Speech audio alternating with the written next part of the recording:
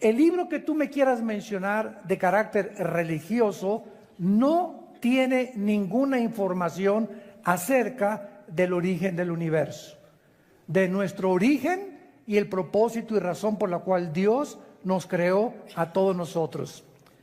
Una de las cosas que más mal se han interpretado en el Génesis es que cuando la Biblia dice, en el principio creó Dios los cielos y la tierra estaba desordenada y vacía, y las tinieblas estaban sobre la faz del abismo, y el Espíritu de Dios se movía sobre la faz de las aguas, y dijo Dios, sea la luz, y fue la luz, y vio Dios que la luz era buena, y llamó Dios a la luz día, y a las tinieblas llamó noche.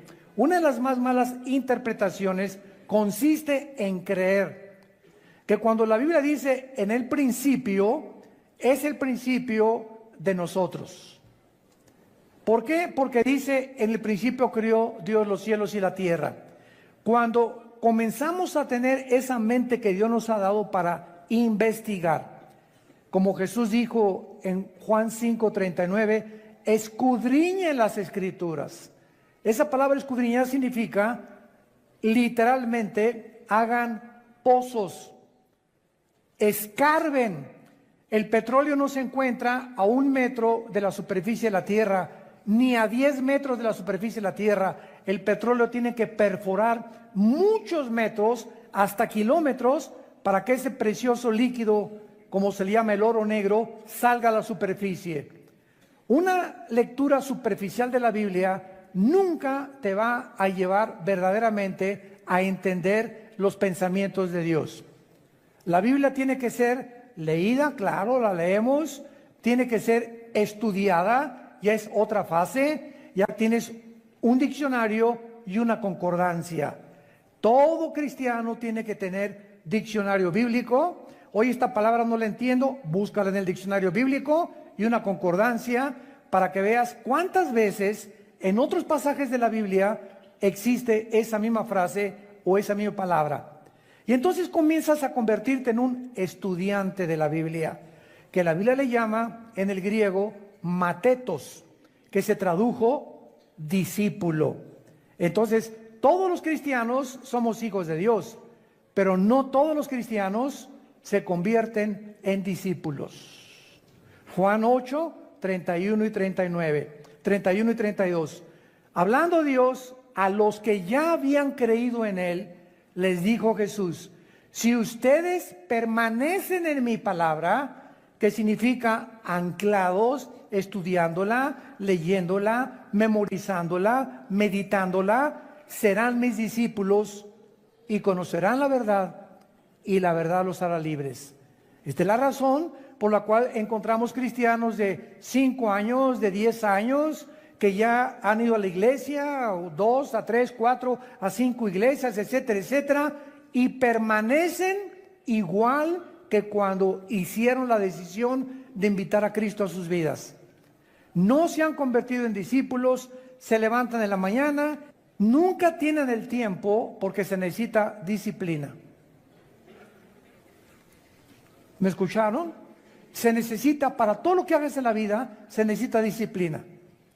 ¿Qué quiero ser futbolista? Ok, te vas a levantar de las 5 a las 7 de la mañana y te vas a ir a entrenar y a las 8 te vas a la escuela. Así te va a decir el entrenador. ¿Qué quiero ser karateca? Muy bien, vas al gimnasio y tienes que practicar 4 o 5 horas de karate. Yo cuando alcancé la cinta negra en karate y en, ¿cómo se llama? En Kung Fu, cuando me dijo el maestro que si quería seguir adelante, le dije no tengo tiempo, sinceramente, porque ya me había convertido. Cuando quieres estudiar japonés, tienes que ir a un estudio, a una escuela, te dan tu libro, te dan tus exámenes y te pones a estudiar no solamente superficialmente, sino este signo es la A, este la B, este la C. Pero necesito 1 hora diaria en mi vida para estudiar lo que yo quiero estudiar. Así que si los cristianos no tienen 1 hora diaria mínimo para dedicarse a leer la Biblia, a hacer estudios de la Biblia, a escribir cuando el predicador está hablando, trae siempre una libretita. Me acuerdo del misionero que me guió a Cristo, Armando, cuando vayas a un mensaje, a una conferencia, siempre lleva tarjetitas. tu pluma y escribe los pensamientos que te interesan o las citas que el predicador está diciendo, para que eso lo guardes y al ratito ya llevas un libro de todos los pensamientos y te das cuenta que comienza Dios a darse cuenta que realmente te interesas en conocerlo.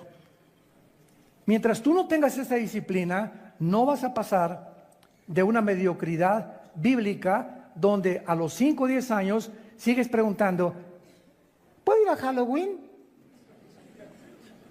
¿Son malos los tatuajes? ¿Las mujeres tienen que tener pantalones o no sin pantalones? ¿Y cómo debe ser el pelo, largo o corto? Y están en un mundo de kindergarten, con preguntas que son de kindergarten, que ya esas cosas tú ya tienes que estar mucho más adelante y entender que la vida cristiana no consiste en tu pelo o tu tatuaje o el pantalón, etcétera, etcétera, sino en el reino de Dios, donde Dios quiere que tengas paz, tranquilidad. Romanos 14, el reino de Dios consiste en paz en el Espíritu Santo. Entonces, ¿qué te sirve no estar tatuado y no traer el pelo de tal manera y no usar los pantalones? Y podemos en Navidad poner árbol de Navidad. ¡Qué increíble! ¿Y guardas el sábado o no guardas el sábado? Porque nosotros guardamos el sábado. ¡Qué bueno! Yo guardo los 7 días de la semana.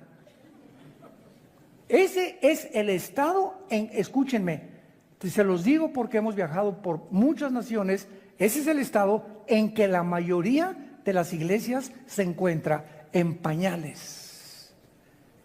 No han llegado a la madurez espiritual. Y ya estuvo suave. Entonces pura lechita y lechita y lechita y lechita y lechita, y es hora ya que entremos exegéticamente, profundamente a estudiar la palabra de Dios, para que te animes y te sorprendas de lo que Dios tiene escondido para aquellos que le aman.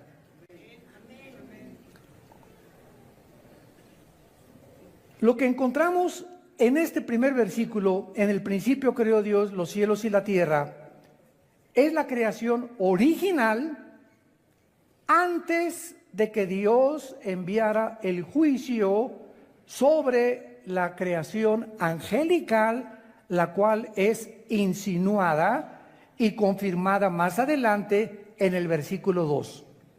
Síganme con mucho cuidado. En el principio Dios creó los cielos y la tierra.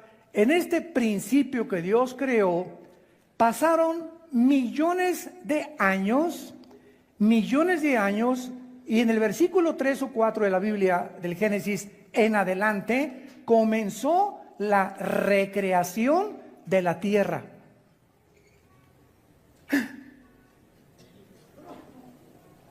En el principio Dios creó los cielos y la tierra, y cuando Dios ya comienza con el primer día de la creación, antes de que Dios comenzara a transformar la tierra, el planeta Tierra, que tiene billones de años, y eso la geología y la astronomía y la arqueología lo han comprobado, que el planeta Tierra tiene por lo menos de 10 a 13 billones de años, pero el ser humano, tú y yo, no tenemos en este planeta más de 6,000 años. Y la información que tenemos acerca de cuánto tiempo nosotros tenemos en este planeta desde la creación de Adán y Eva en el huerto del Edén es por las genealogías que se encuentran tanto en el Antiguo como en el Nuevo Testamento. Las genealogías nos muestran a través de su estudio que no tenemos más de 6,000 años.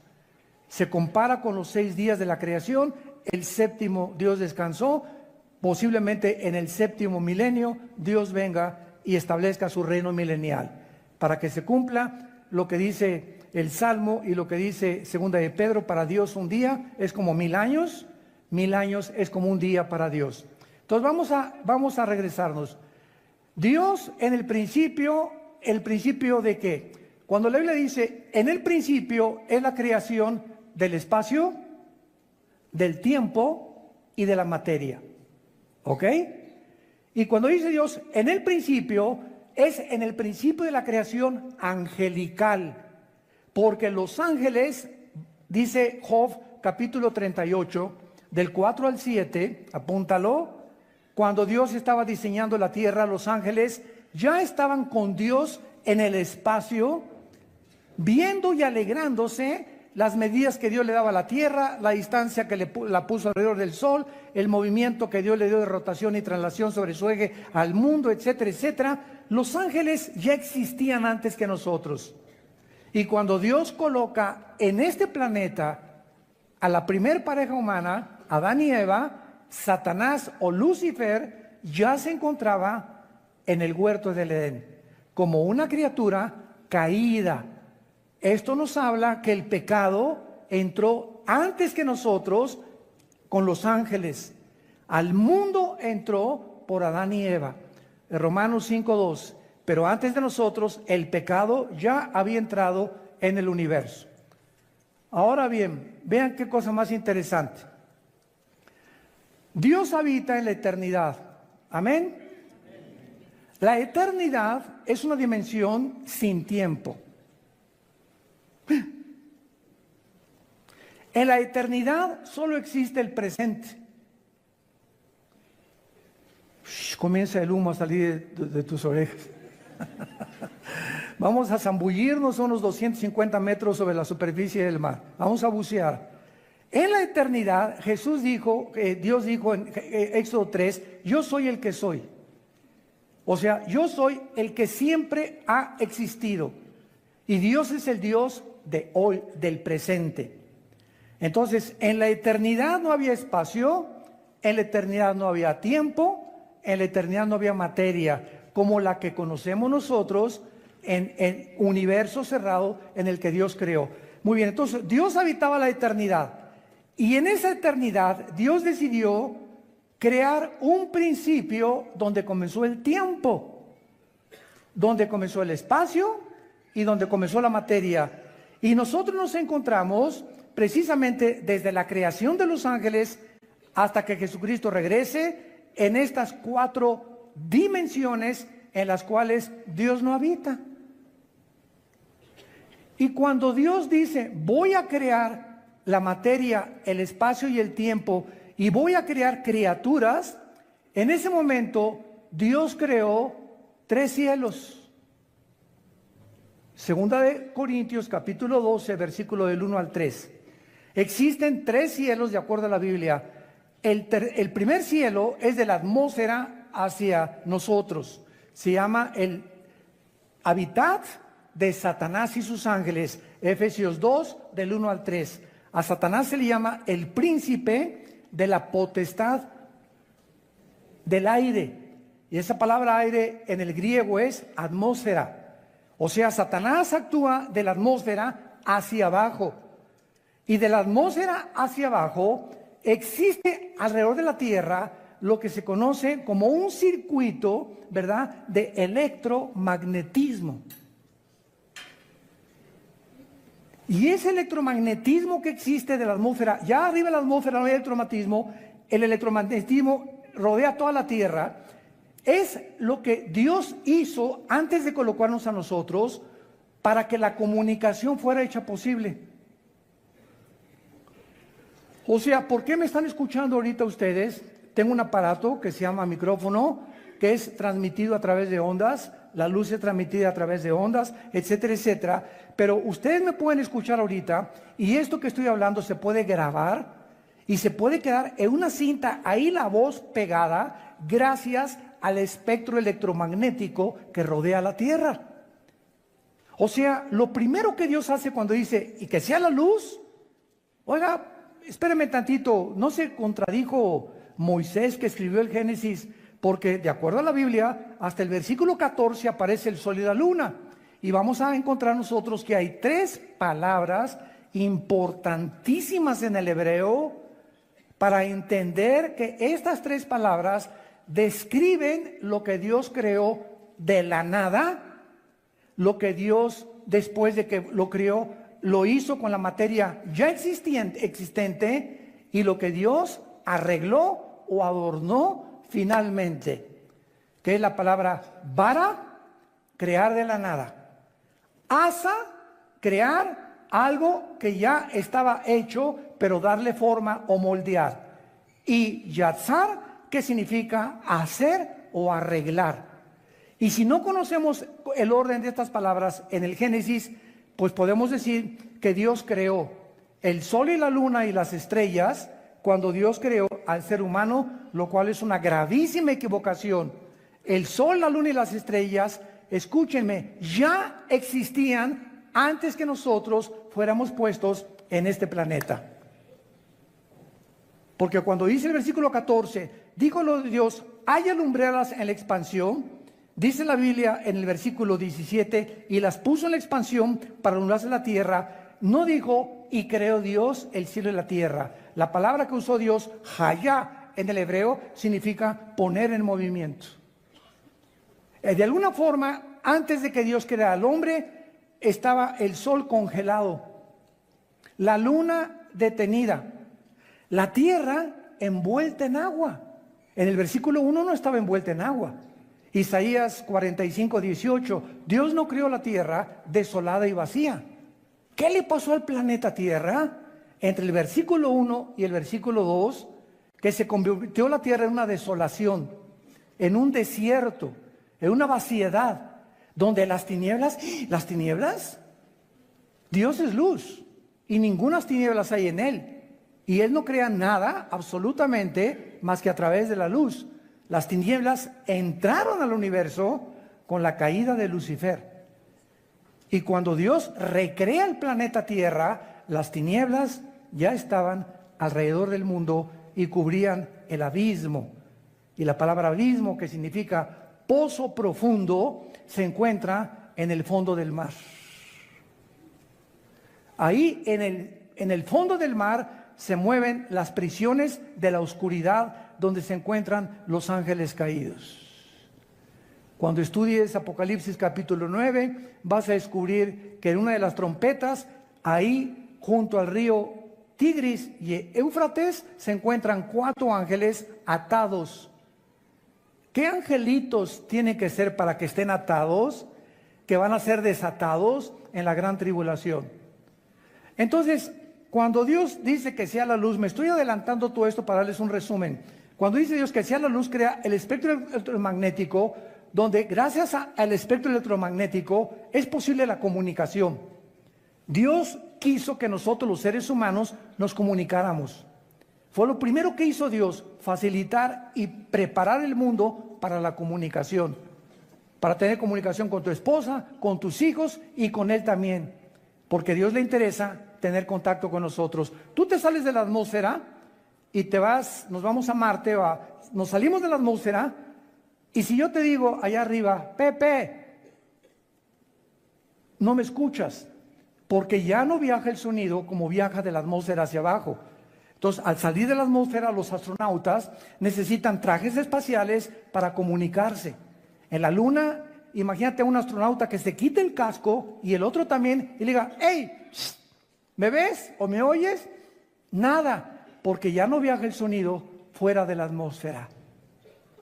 Esto nos habla de un universo afinado, diseñado, preparado, como cuando una mujer está embarazada y va a tener un hijo. ¿Qué hace la mujer? Prepara los pañales, va a comprar una cunita para que cuando nazca este bebé ya tiene las mamilas, el bebé está ya en su cunita que lo está esperando, en sus pañalitos, en su colchita. La mamá prepara el medio ambiente para el bebé que acaba de nacer.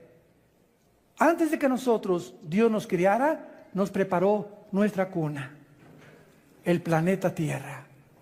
Y lo adornó con puestas de sol, y con lagos, y con mares, y con árboles. Hizo manzanas, hizo uvas, hizo chabacanos, hizo nueces, hizo el agua, hizo ríos.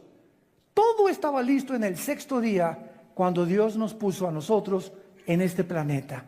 Nada es coincidencia, y el orden que encontramos los 6 días de la creación nos hablan de cómo es posible que Moisés, que escribió los 5 libros de la Biblia que se llama la Torá o el Pentateuco, ¿quién le dijo a Moisés el orden que hasta el siglo pasado la ciencia comprobó que así tenía que ser?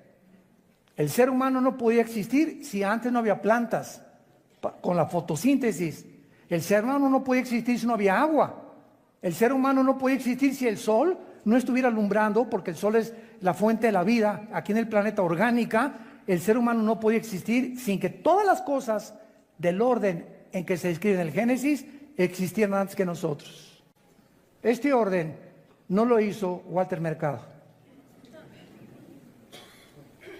Ni los brujos, ni las personas que hacen limpias, ni las personas que están metidas en el ocultismo.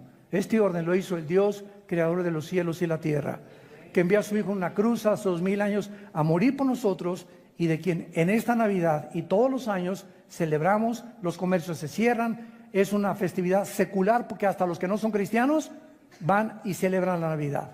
Hasta los ateos tienen vacaciones. Muy bien. Con estos puntos, dice la Biblia en el versículo 2, entonces es claro que muchas personas enseñan el Génesis como que es la continuación del versículo 2, pero vamos otra vez a leer el primero y el segundo versículo. En el principio creó Dios los cielos y la tierra. Y la tierra estaba desordenada y vacía, y las tinieblas, dice la Biblia, estaban sobre la faz del abismo. Ahora muy bien, esta condición en la que la Biblia muestra la tierra en el versículo 2 no se encontraba así en el principio. ¿Cómo lo sabemos? El profeta Isaías, en el capítulo 45, versículo 18, nos lo dice.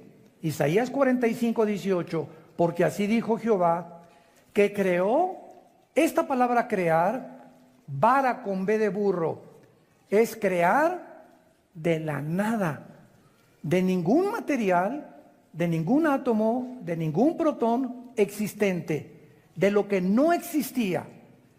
Dios al principio creó los cielos y la tierra de la nada.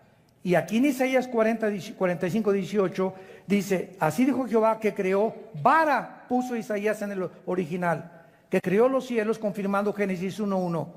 Él es Dios el que formó Yatzar. Velo apuntando en tu Biblia. Allá no se usa vara. Después de haber creado el universo, Dios comienza a darle forma, a moldearlo. Es lo que se llama formar. El que formó la tierra, el que la hizo y la compuso. Compuso es ya asa. Es la tercera palabra hebrea que tenemos que estudiar porque ya significa arreglar. Tú vas a Liverpool y compras un regalo y compras unos guantes. Ya tienes los guantes. Ahora le dice a la muchacha, ¿me los podría usted envolver para regalo? Entonces los guantes ya existen, los pones en una cajita y les pones una caja y después un moño, que a los hombres no nos interesa con moño o sin moño. Se los repetimos, mujeres. Las mujeres, verás, son detallistas y se esmeran y le ponen a cositas así, y nosotros llegamos y ¡purrum! Rompemos todo. Oye, ¿qué te gustó el moño? ¿Cuál moño? Ni siquiera me fijé en el moño que traía, ni en el color que traía. Así somos los hombres, ¿no? No somos tan observadores como ustedes. Entonces, cuando ya ese regalo se adorna, es lo que significa la palabra atza. Entonces, cuando ya Dios hizo la tierra y el universo, Dios la comenzó a adornar la tierra, y nos levantamos en la mañana y tenemos una puesta de sol impresionante, la cantidad de hidrógeno mezclado con oxígeno para respirar. Ahorita tú respiras y yo respiro porque hay una combinación perfecta de hidrógeno con oxígeno y otros gases en lo que llamamos la atmósfera terrestre. Salimos de la atmósfera, te mueres, porque esa combinación no existe fuera de la atmósfera terrestre. Dios preparó, Dios arregló todo para que nosotros pudiéramos conocer a Dios. Y dicen Romanos capítulo 1, porque lo que Dios se conoce les es manifiesto, pues Dios se los manifestó. Porque el eterno poder y deidad de Dios se hace visible claramente desde la creación, siendo entendido esto por medio de las cosas hechas, de manera que no tienen excusa, dice Dios. Oye, hermano, ¿y qué de los salvajes y de las tribus que nunca conocieron la Biblia y nunca conocieron a Dios? No importa el estado en que se encuentre una civilización, los cielos cuentan su gloria, y precisamente por saber, porque traemos la eternidad, Eclesiastés 3:11. Dios puso la eternidad en el corazón humano. Por traer la eternidad, no importa los salvajes o la cultura que existan, algo nos dice que hay algo que está fuera de nosotros, que trasciende nuestra humanidad. Y entonces los salvajes hacen un árbol, o le llaman espíritus a los árboles o a las ramas, o agarran un tronco y forman una imagen de un Dios y se inclinan ante la obra de sus manos. Como decía el fundador del psicoanálisis, Sigmund Freud, el hombre es incorregiblemente religioso. Una tendencia que ningún sociólogo, psicólogo ni historiador ha podido explicar. ¿Por qué el hombre, a través de los 6,000 años que tenemos, de alguna forma estamos buscando algo o alguien a quien adorar? Porque traemos la eternidad. Algo nos dice que hay algo más de nosotros. Los brujos, por ejemplo, y los ocultistas y los chamanes buscan, ¿verdad?, espíritus y el dios Tlaloc y el dios esto y el dios por acá. Y hay dioses a quien tenemos que entregarles cuentas y que te tienen que venir y te tienen que proteger. Hasta los mismos brujos, los Cherokees, los Sioux, los Cheyennes, las tribus que poblaron originales Estados Unidos de Norteamérica, todas esas tribus eran espiritistas. Los aztecas, ¿qué hacían? Nuestros antepasados en la Gran Tenochtitlan agarraban a las personas, las ponían en un altar y les sacaban el corazón. ¿Por qué? Porque creían que ese corazón, ¿quiénes lo iban a agradar? Los dioses. El dios Tlaloc y los dioses de la luna y los dioses del agua. Los griegos, el dios Zeus. Y eran inteligentísimos los griegos, con una cultura impresionante y con una filosofía y una lógica increíble. Pero ellos creían en dioses poderosos que de alguna manera tenían relación con los seres humanos. Nunca ha habido una civilización, ninguna historia, donde el ser humano no esté buscando a quien adorar. Quien puso eso, nunca he visto yo a los conejos hincarse y levantar las patitas y alabar a Dios. Los changos tampoco, ni los perros tampoco, ni los orangutanes, menos los hipopótamos. Nunca veo un hipopótamo que diga, alaba a Dios.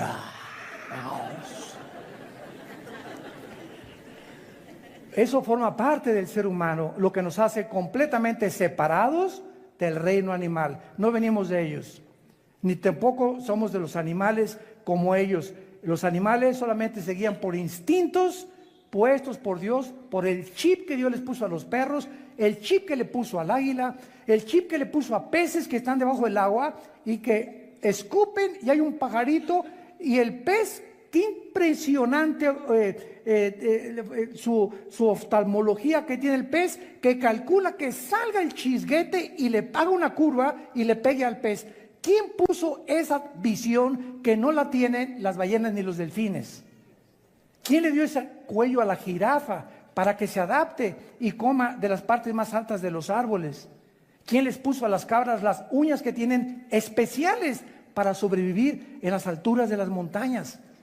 ¿Quién le dio la vista al águila de 7, 8 kilómetros de distancia que puede ver un pez bajar y llevárselo? Ninguna otra ave lo tiene. Por favor, no me digas que venimos de chita.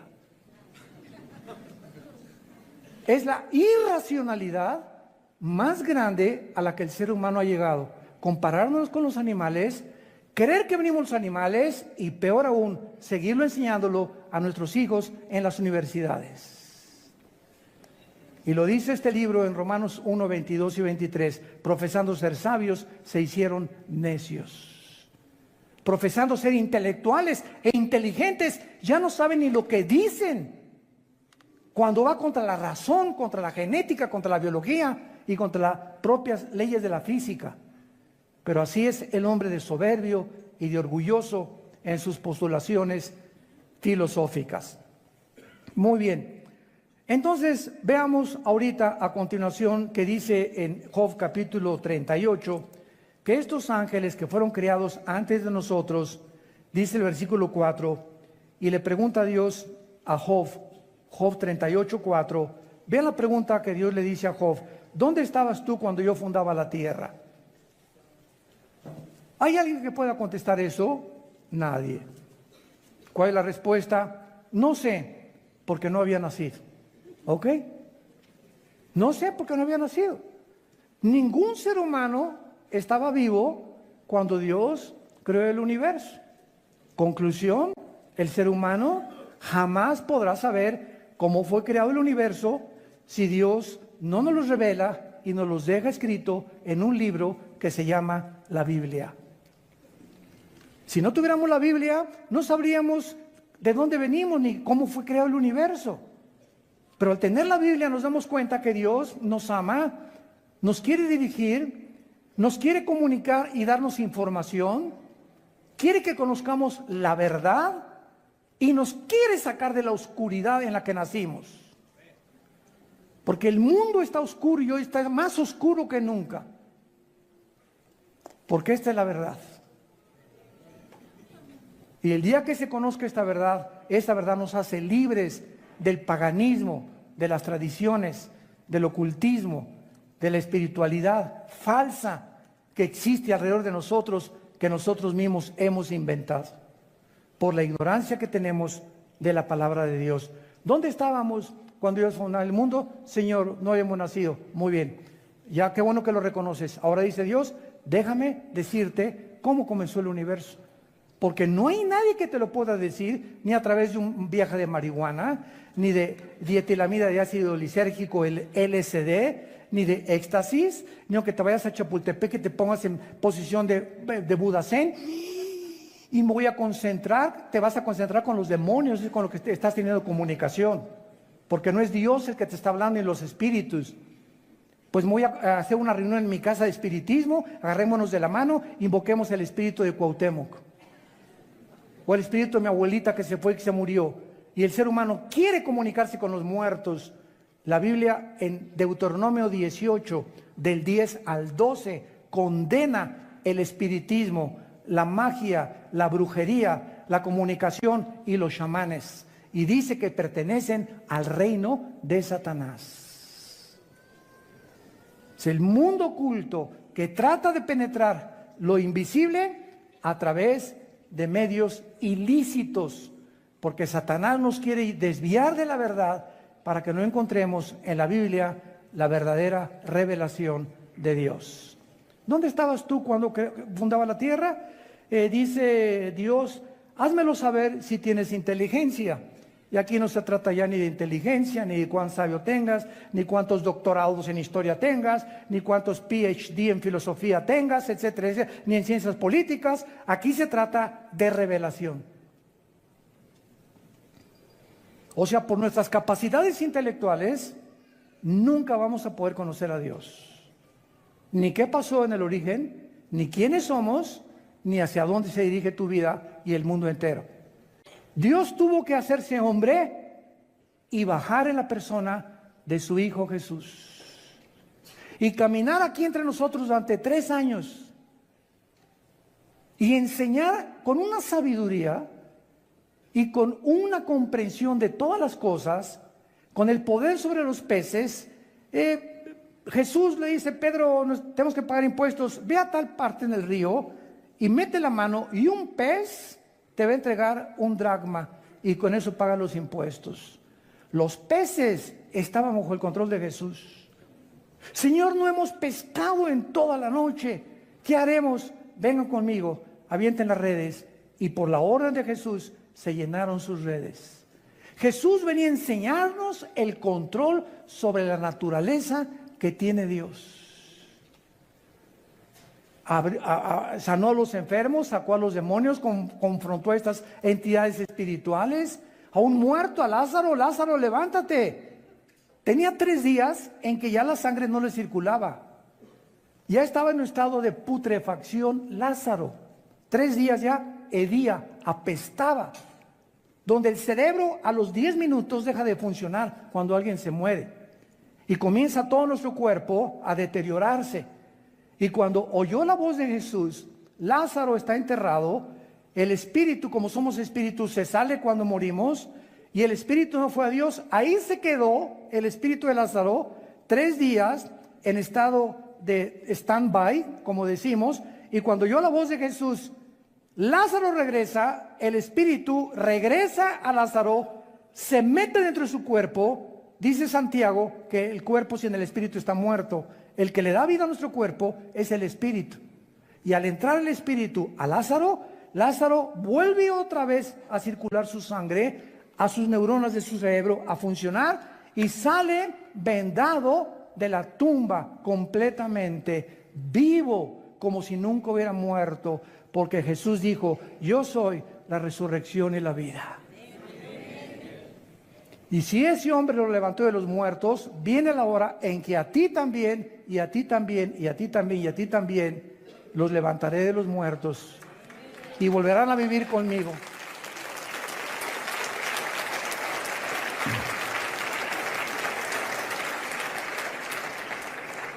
Y continúa Dios interrogando a Job 38, versículo 5. ¿Quién ordenó sus medidas y lo sabes? O sea, Dios quiere que sepamos que no hizo así, y apareció un globo ahí flotando, una esfera, que es el planeta Tierra. Dios ordenó la distancia que tenía que tener, la fuerza y el movimiento que tenía que tener sobre su eje, la inclinación de 23 grados sobre su eje, etcétera, etcétera. Todo lo que está en el universo tiene un orden. Tiene un diseño inteligente. Detrás de una pintura hay un pintor, detrás de un reloj hay un relojero, detrás de un traje hay un sastre, detrás de una escultura hay un escultor, detrás de un edificio hay un arquitecto, detrás de un diseño inteligente hay un diseñador inteligente, por el amor de Dios. Pero hemos sido tan tercos los seres humanos de ir en contra de la revelación que Dios nos ha dado. Pero al bajar Jesucristo ya no tenemos excusa, porque Él dio a conocer al Dios vivo y verdadero. Y le dice Dios a Job, versículo 6, ¿sobre qué están fundadas sus bases? O sea, ¿sabes sobre qué está sostenida la tierra? ¿Sabían ustedes? No sé cuántos de ustedes ya están en la cuarta edad, o creo que ya desde la tercera edad, pero ya los que pertenecen a la tercera edad, o los que pertenecemos a la tercera edad, ¿verdad?, que ya llegamos al sexto piso, sabemos que en la escuela nos enseñaban, y yo todavía tuve libros que mostraban a Charles Atlas cargando la tierra, o una tortuga.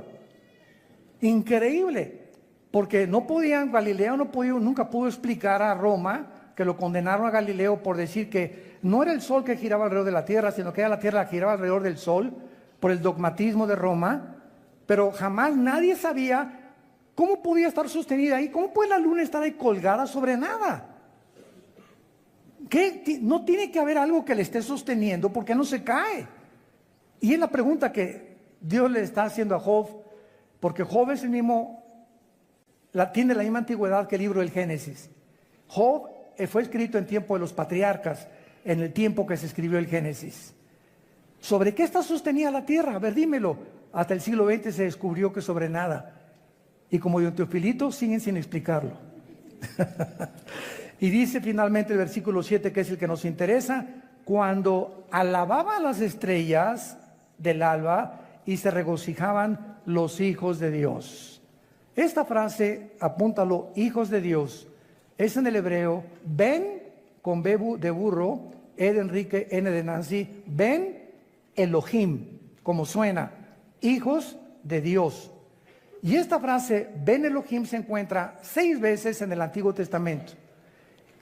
Y las 6 veces que se encuentra en el Antiguo Testamento menciona y les pertenece a los ángeles. No es hasta el Nuevo Testamento que nosotros nos convertimos. Juan 1, 12, 10 al 12, a los que creyeron en mi nombre les dio la potestad de ser llamados hijos e hijas de Dios. Todos somos criaturas de Dios, escúchame. Todos somos criaturas de Dios. Pero la Biblia dice que no todos somos hijos de Dios.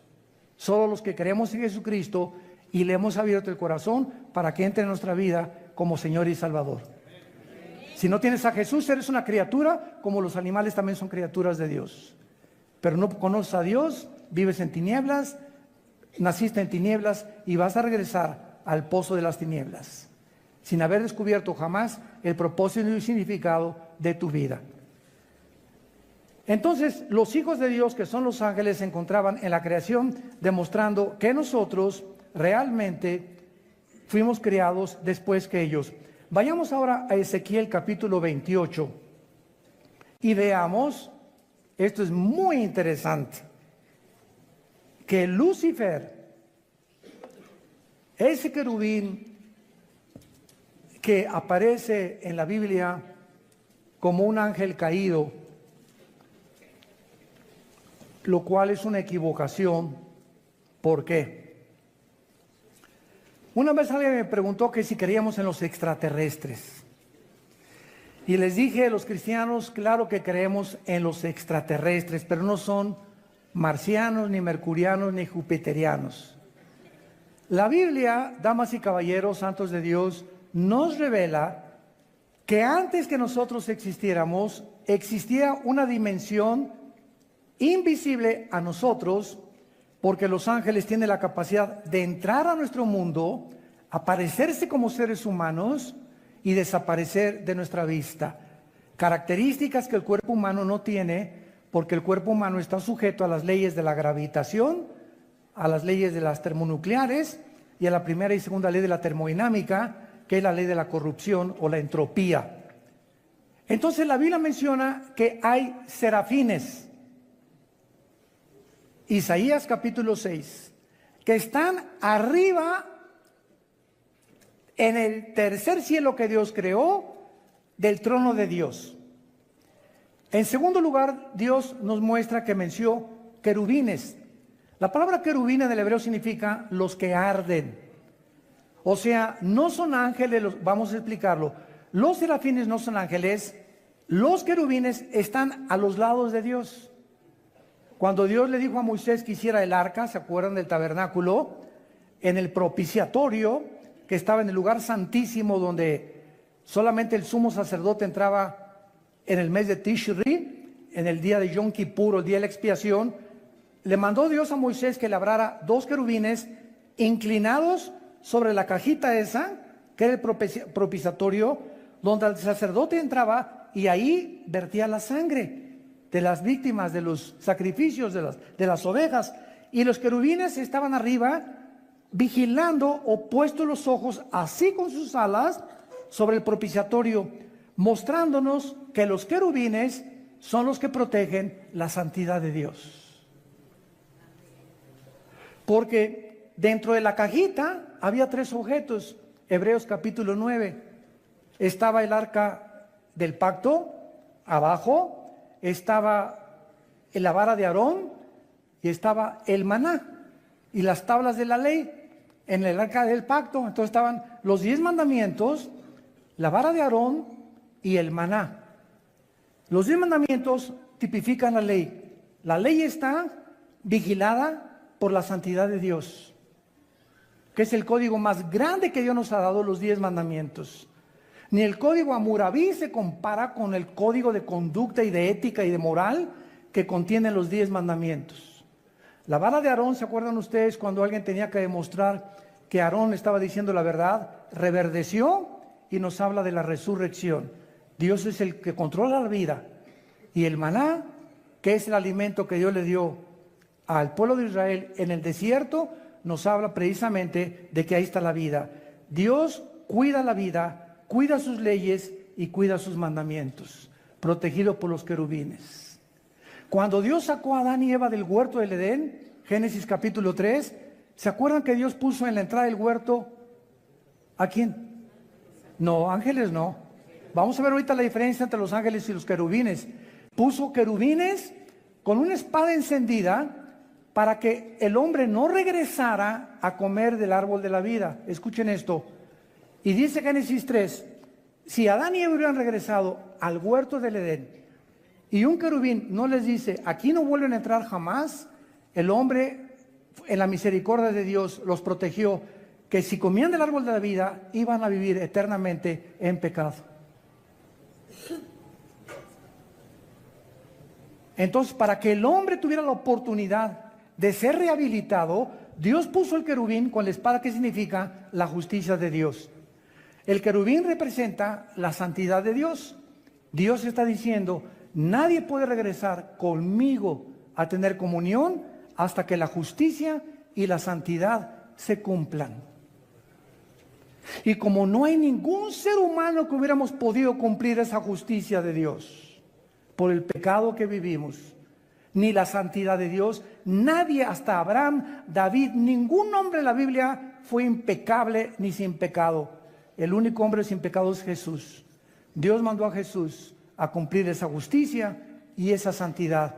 Y cuando tienes a Jesús, te dice, acompáñame, y regresamos al huerto del Edén con Él, al paraíso que Dios tiene preparado para todos nosotros. Jesús es el único, dijo, nadie va al Padre si no es a través de mí. No podemos regresar ninguno a Dios si antes Jesucristo no nos lleva de la mano ante su Padre. Amén. Y tenemos el privilegio de hincarnos y decirle, Padre nuestro que estás en los cielos.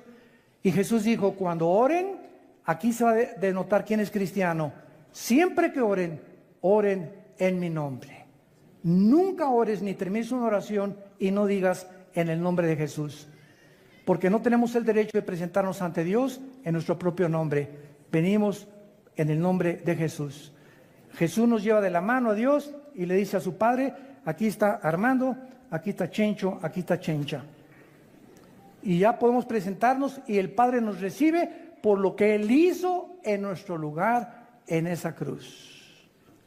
No llegues a tus propios méritos, Señor. Hice 2 orfanatorios. Y mira, con las pencas de nopales, mira cuánta sangre tengo, Señor, mira. Mira, Señor, tengo caminando 2 kilómetros, mira mis rodillas ensangrentadas. ¿Por qué hacemos todas estas cosas? Por la ignorancia de la Biblia. Queremos llegar a Dios en nuestros propios méritos, a través de nuestros sacrificios. Para que Dios, mira, ya, compadécete de mí, Señor, mira mis rodillas ensangrentadas, mira, me vine desde hace 20 kilómetros caminando en rodillas, cargando esta estatua, etcétera, etcétera. Todo esto, la Biblia le llama paganismo. Y Dios nos sacó de ahí para que ayudemos a esa gente a conocer la verdad. Dios no se agrada de sacrificios ni de peregrinaciones, todo lo hizo Él en la cruz por nosotros. Las religiones están buscando qué hacer para Dios. El cristianismo es Dios ya lo hizo en nuestro lugar, en la persona de Jesucristo. En Ezequiel 28 encontramos la creación de Lucifer para terminar. Los querubines y los serafines habitan en el cielo. Lucifer era un querubín. Y cuando oímos la palabra ángeles, apúntalo en el hebreo, es la palabra malak, con K al final, angelus en el griego. Y la palabra, tanto hebrea como griego, para ángel es mensajero. Entonces, los querubines no bajan a la tierra. Los serafines están en el cielo. Los ángeles son otra entidad, otras criaturas que Dios creó, con el único propósito de bajar a nuestro planeta. Y cuando Jesús estaba en el huerto de Getsemaní, bajaron los ángeles, le fortalecieron. Cuando Dios en Génesis 18 se apareció a Abraham, 2 ángeles en forma humana comieron con Abraham y con Sara y con Dios en forma humana. Y dice Hebreos 13:4 que cuando nosotros hospedamos a alguien, podemos hospedar ángeles. Y te puedes encontrar en la calle o en el centro comercial ángeles sin que tú sepas, porque todos tienen forma humana. El único querubín que Dios le permitió a Dios bajar a la tierra, y necesita Él a los demonios, que los demonios tampoco son ángeles, son otras criaturas espirituales caídas, vamos a hablar de eso después, le permitió a Satanás llegar a la tierra y convertirse en el príncipe de los ángeles caídos, no de los querubines. Entonces tenemos que aprender a diferenciar los términos para conocer bien la Biblia. Dice Ezequiel 28, versículo 12, hijo de hombre, levanta endecha sobre el rey de Tiro y dile así: ha dicho Jehová el Señor, tú eras el sello de la perfección, lleno de sabiduría y acabado de hermosura. En Edén, en el huerto de Dios estuviste. Lucifer fue creado en el mismo lugar donde fue colocado y donde fue creado Adán y Eva.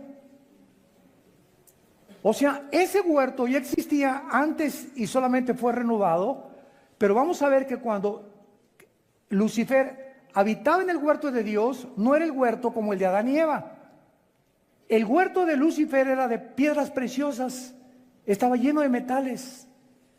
Y el huerto de Adán y Eva era de vegetación, de frutas y de árboles. En el huerto de Dios estuviste, de toda piedra preciosa era tu vestidura.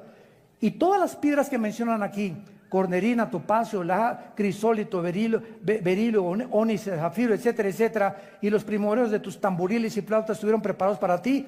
Estas son las mismas piedras preciosas que el sumo sacerdote en Israel traía en el efod.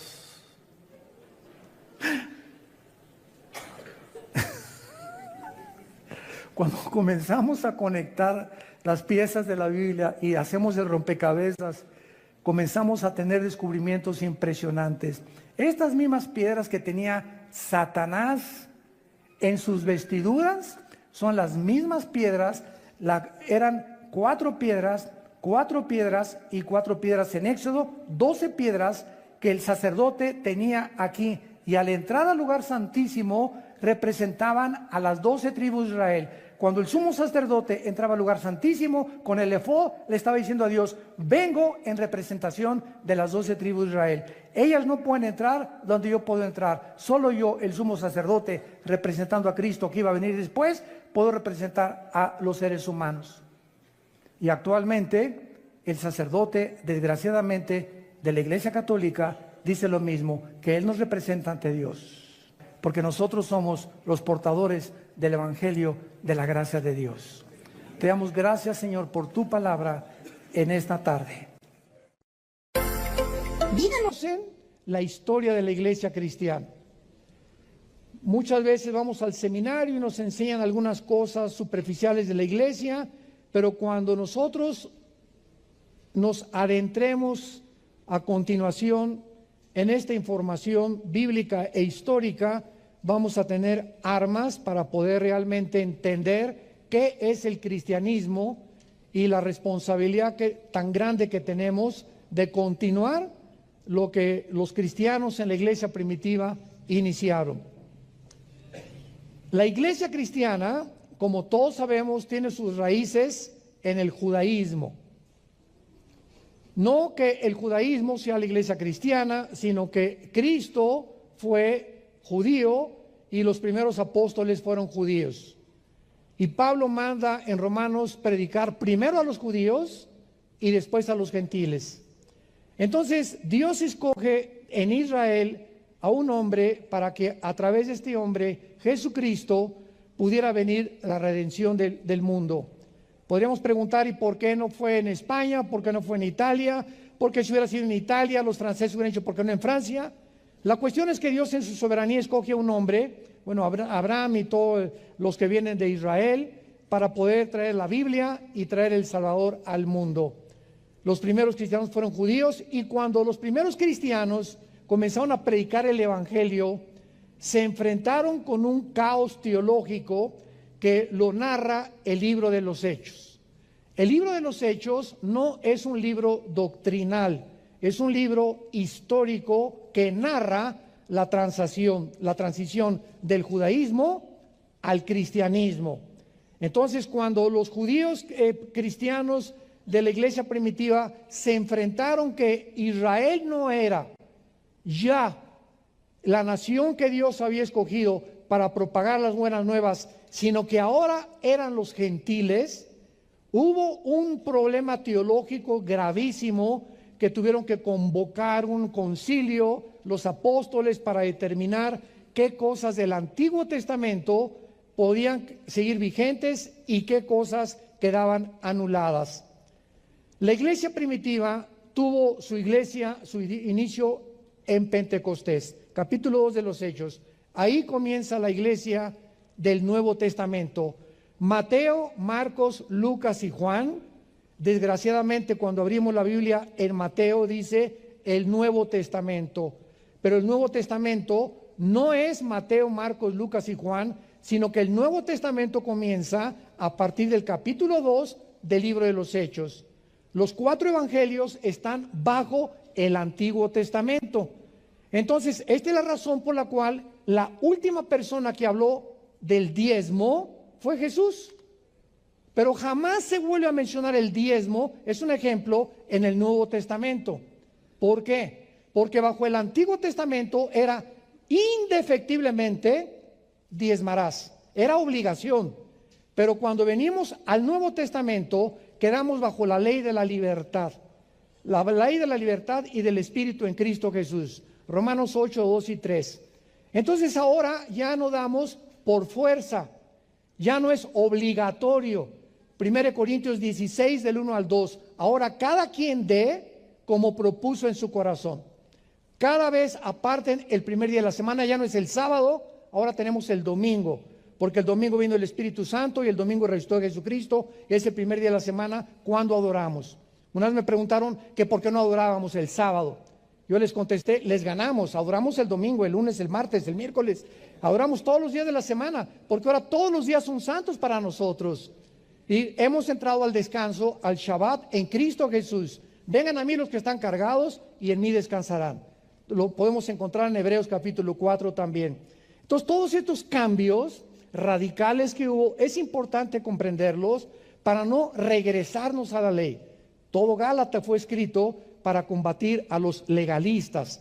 Y decíamos en la mañana, ahora hay iglesias que si pones árbol de Navidad no le va a agradar a Dios. Y si te pones un tatuaje no le va a agradar a Dios. Y las mujeres, ¿qué tipo de pantalones deben de ser? ¿El pelo cómo debe ser? ¿Cortito o muy largo? Y estamos en un mundo de corintios. Así como la iglesia de Corinto, que eran bebés en Cristo y que seguían creyendo que la vida cristiana se vive a través de lo que haces o lo que aparentas o cómo te vistes. Y aunque es importante, claro, vestirnos bien, etcétera, etcétera, Dios ve el corazón. Entonces Dios en Navidad no ve Dios si pusiste árbol. A ver, por favor, los que pongan árbol, les pones una tacha. Y a los que no pusieron árbol, les pones una palomita. ¿Se imagina que Dios nos juzgara y nos calificara de esa manera?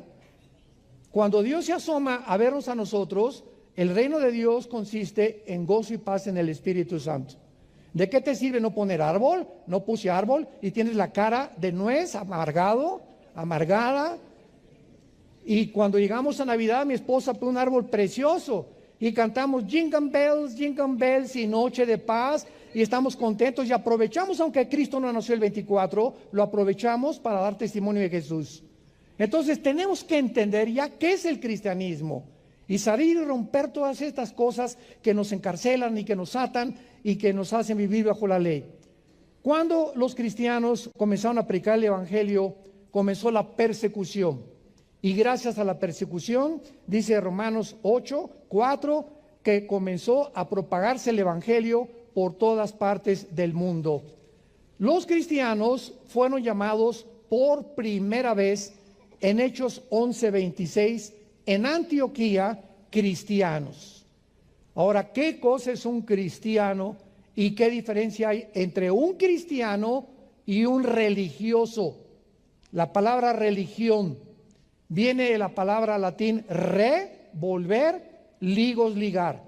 Entonces, una persona religiosa es una persona que está tratando, volviendo otra vez a ligarse con una deidad o con una fuerza invisible o con el poder, porque siente una conciencia culpable y porque traemos la eternidad en el corazón. Y esa es la religiosidad. Y todas las religiones, sin ninguna excepción, enseñan dos factores comunes denominadores. Todas las religiones, la que tú me quieras enseñar, predican la salvación por las obras y por los sacrificios. Tienes que hacer algo para que Dios te acepte. Tienes que portarte bien para que no te vayas al infierno. Y venimos al cristianismo y contiene un mensaje que no es humano. Y se llama evangelio. Las buenas noticias, evangelio en el griego. ¿Y cuáles son las buenas noticias? Que Dios le dice al mundo No tienen ustedes que hacer nada. Eres homosexual, eres lesbiana, borracho, has abortado 10 veces, te dicen el Chapo de Toluca. No me importa, dice Dios, cuántos pecados, escuchen todos, tienen ustedes. Vengan a la cruz. El evangelio no es que tú sabes que primero tengo que dejar el homosexualismo, si no Dios no me acepta. Y pues primero voy a tener que dejar a mi amante. O voy a tener que dejar primero ya perdonar para poder realmente me acepte Dios. Y siempre estamos poniendo condiciones para que nos acepte. Y el mensaje es: ven cómo estás. Con la única condición que te arrepientas de tus pecados. Que le digas en esta tarde: Señor, estoy mal, reconozco que no puedo seguir negando mi sexualidad, no puedo seguir con esta amante, no puedo seguir acostándome con mi novia, no puedo seguir robando. Señor, reconozco, soy pecador, ten de mí misericordia. Y en ese momento Él nos da el poder para poder cambiar.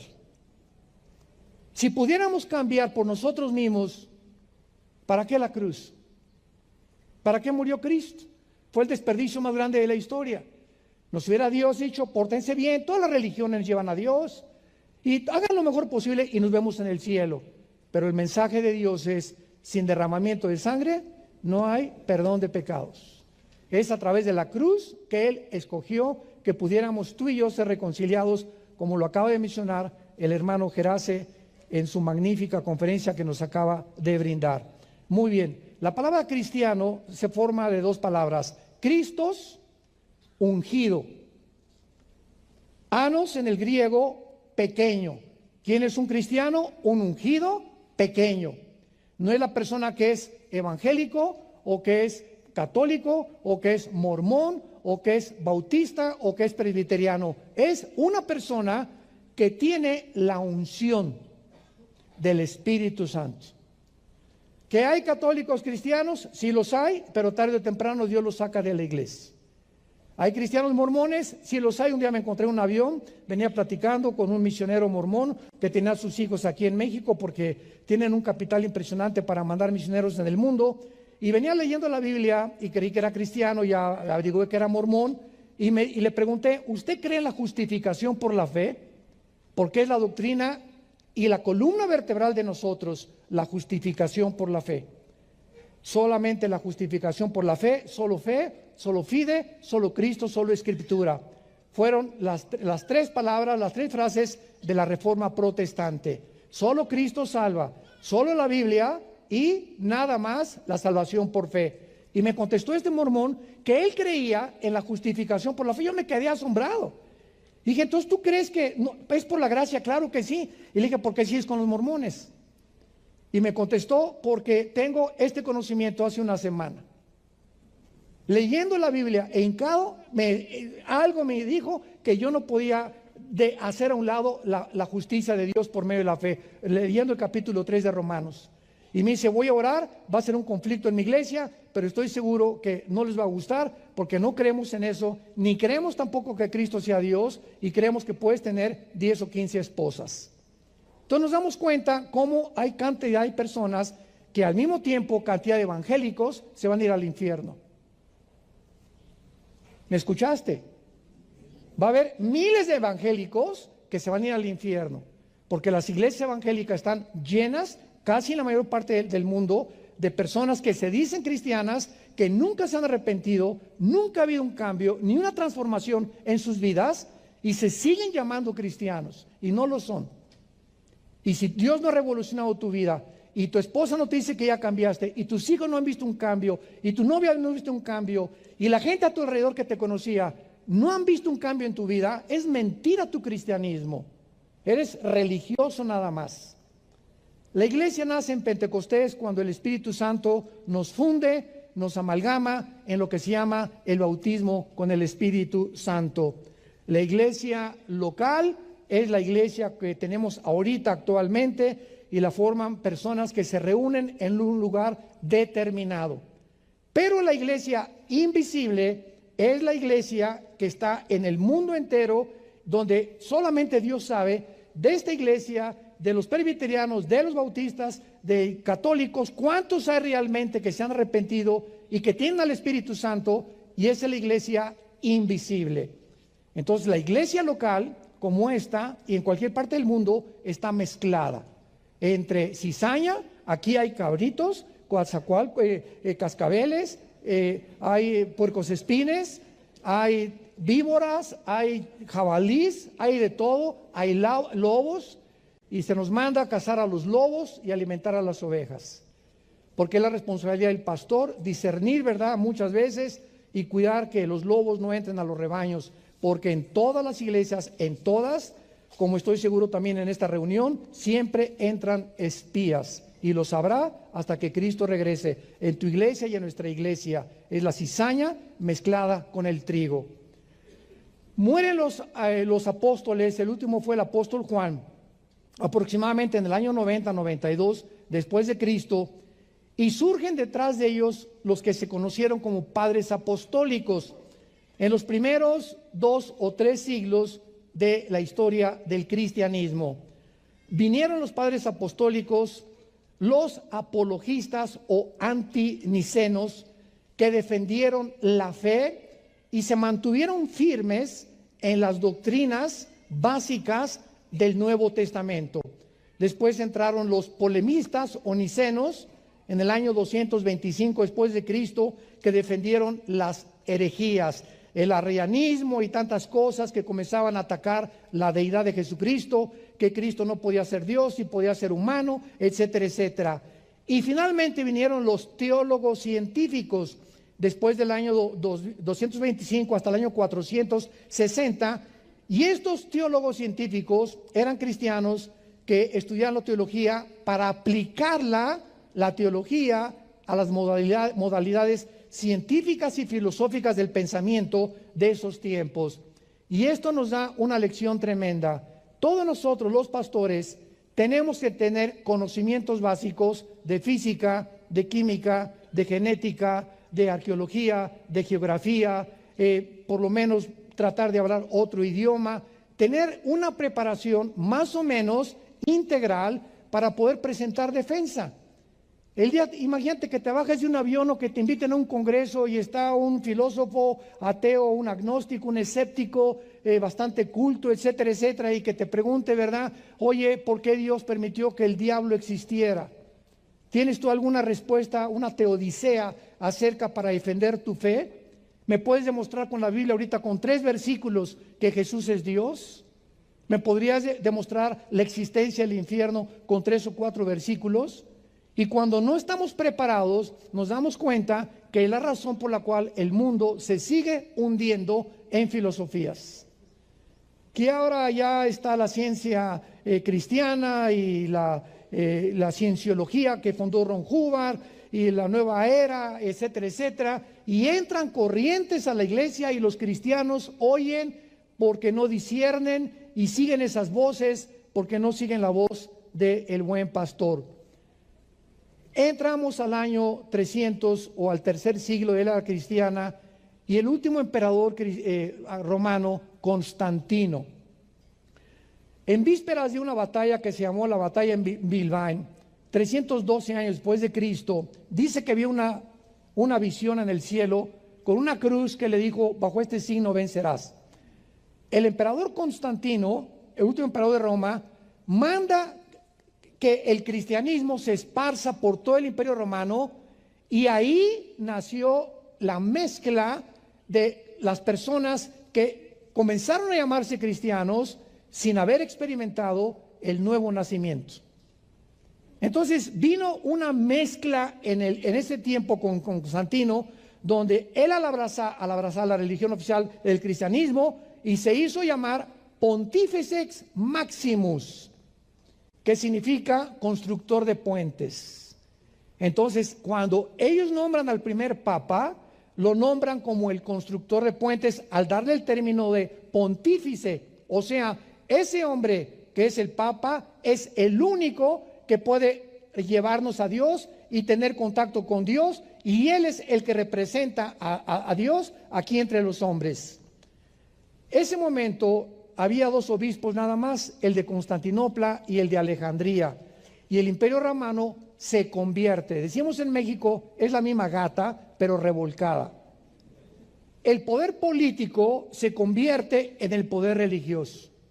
Vean ustedes esta profecía que se encuentra en Daniel capítulo 2, capítulo 7, que van a ser los 10 imperios o la confederación política de 10 naciones del Medio Oriente y de Europa, que van a formar la confederación del anticristo, pero van a salir del antiguo imperio romano. Y entonces lo que era político se convierte en religioso, y el poder religioso del Vaticano se convierte en el poder más grande por 18 siglos. Y ningún rey en Europa podía casarse sin el permiso del Papa. Nadie podía hacer nada sin el permiso del papado.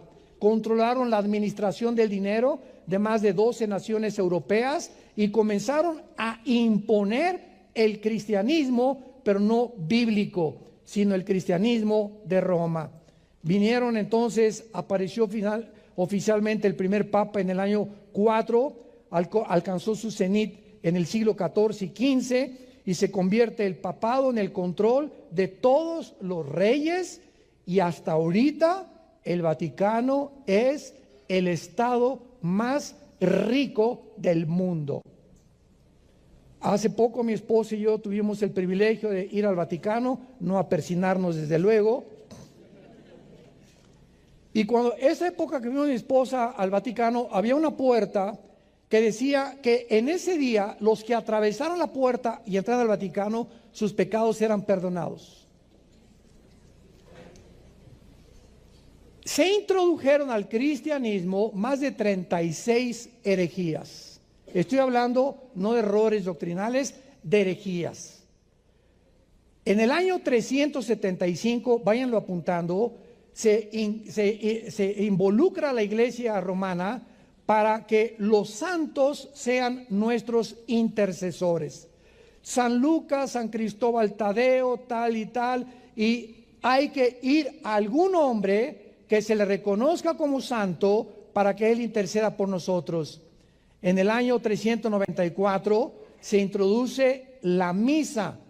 Ahí me encanta preguntarles con todo el respeto que merecen a nuestros hermanos, a nuestros amigos católicos.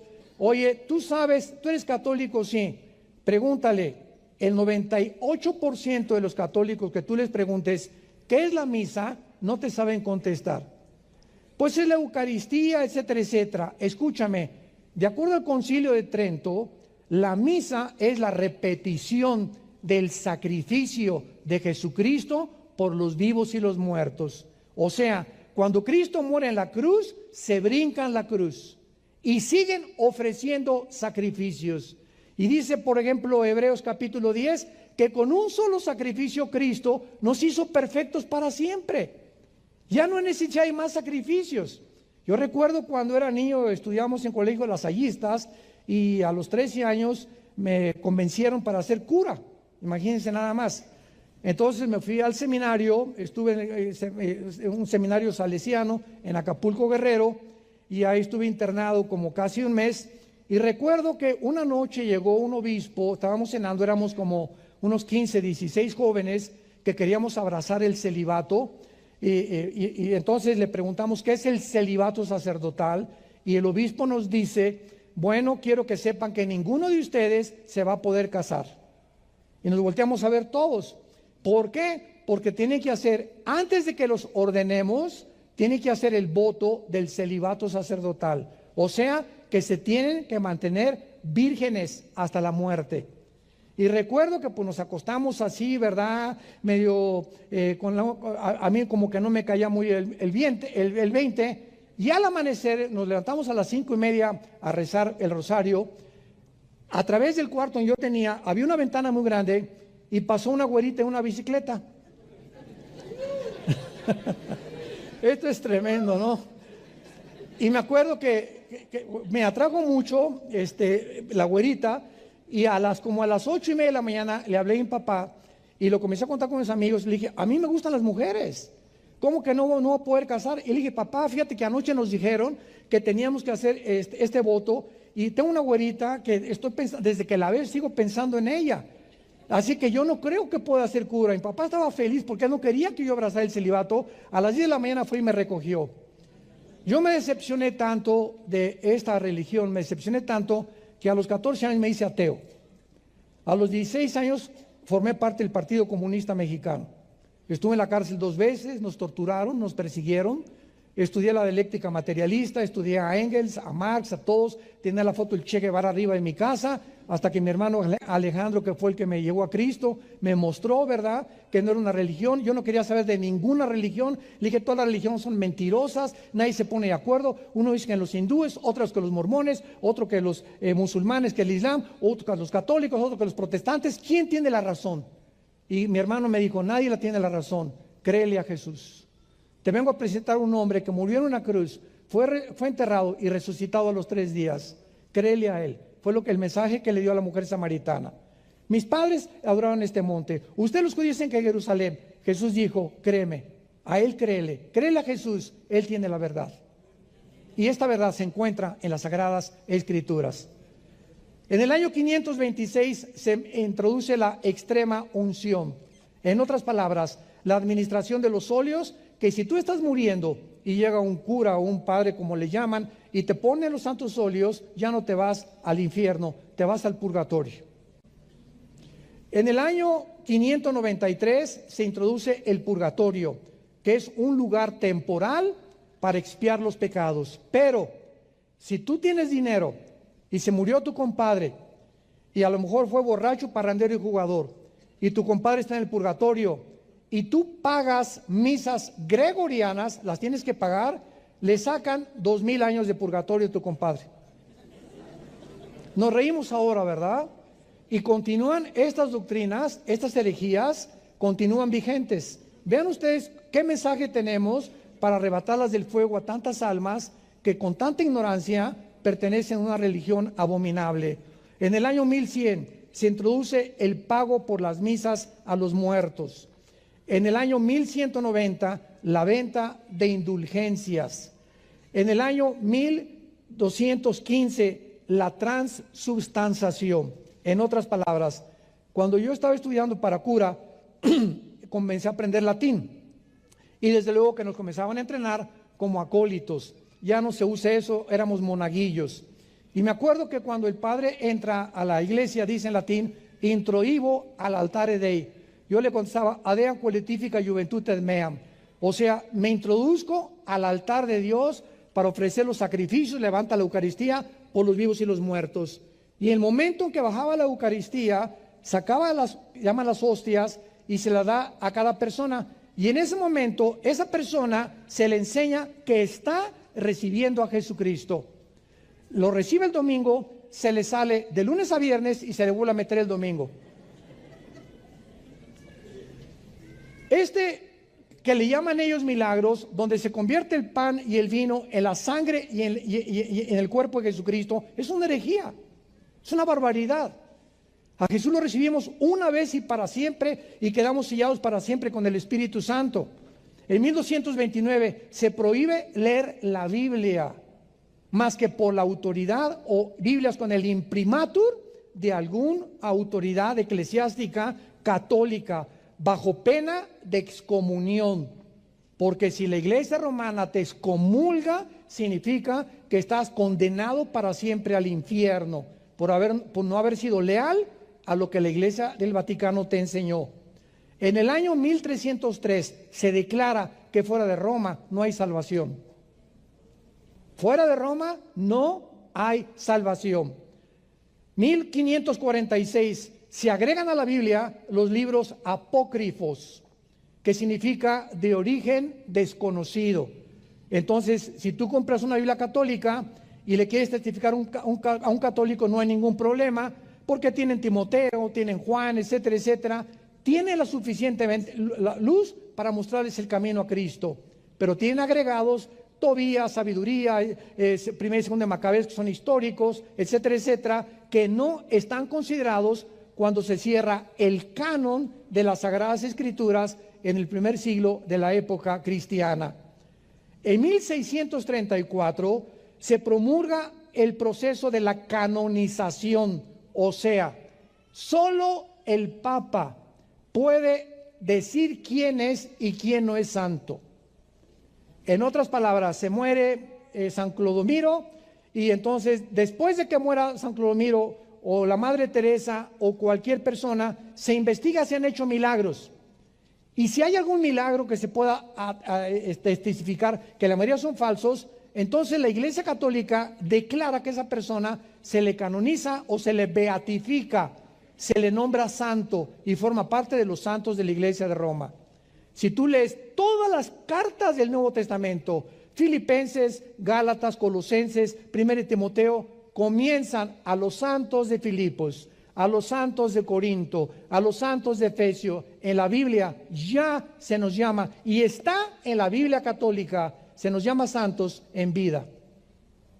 Porque la palabra santo viene del hebreo, viene agios, y de la palabra kadosh en el hebreo, que significa separado. No significa que seamos buenos. Ahí sí, muy santito, ¿verdad? Y cree que la palabra santo es que ya seamos muy buenos, y no lo somos. Somos pecadores perdonados nada más, pero somos apartados para el servicio de Dios. Es lo que significa la palabra santo. Qué barbaridad que la Iglesia dictamine quién es santo y quién no es santo. 1860 se declara que el Papa, cuando habla, es infalible. Esto significa que el Papa no comete errores en sus encíclicas, y que cuando él habla es Dios hablando a través de él. Y sin embargo, el Papa que viene después del otro Papa dice lo contrario a lo que el antiguo Papa dio. Y la pregunta es, ¿quién de los papas decía la verdad? Qué increíble, ¿verdad? Todo esto, seguimos una línea lógica elemental y decimos, ¿cómo es posible que yo haya llegado a creer eso? Y eso es lo que crecimos casi todos en Latinoamérica. 1965 se declara María la madre de la Iglesia y la madre de Dios. Es que si Jesús es Dios, sí, pues María es su madre. ¿Sabes una cosa? María es madre del Hijo de Dios, de la humanidad de Dios, de Jesucristo. Jesucristo era 100% humano y 100% divino. Entonces María fue en su vientre el que pudo albergar a esa célula, ¿verdad?, donde creció Jesucristo. Pero Dios no puede tener mamá porque sería diosa por el amor de Dios. Esto en filosofía sería completamente insostenible. ¿Cómo que una mujer puede ser la mamá de Dios? En el año 2000, Juan Pablo II, tu padrino,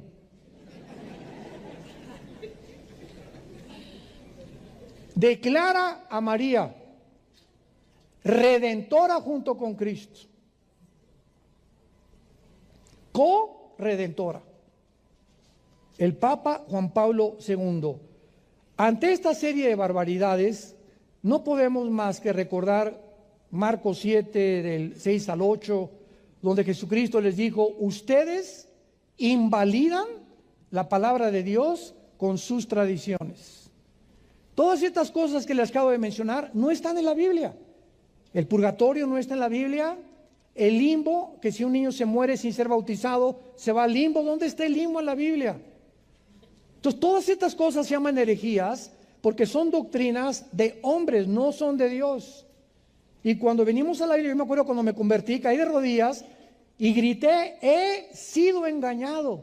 Hemos sido engañados. Tenía un coraje contra la religión, porque yo no podía ligar a Jesús con la religión.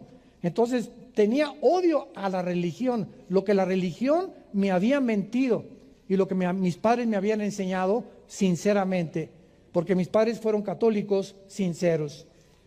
Después de todas estas cosas viene la Inquisición.